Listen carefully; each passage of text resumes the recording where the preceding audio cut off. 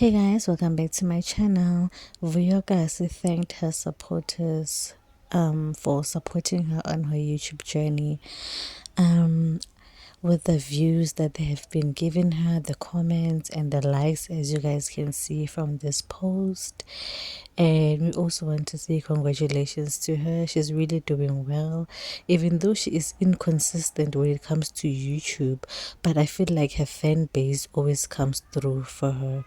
Like, they are so supportive, like crazy. They are so supportive, and we just want to say congratulations to her. And you know what, when it comes to my opinion on this, I feel like Vuyokazi has a lot of fans.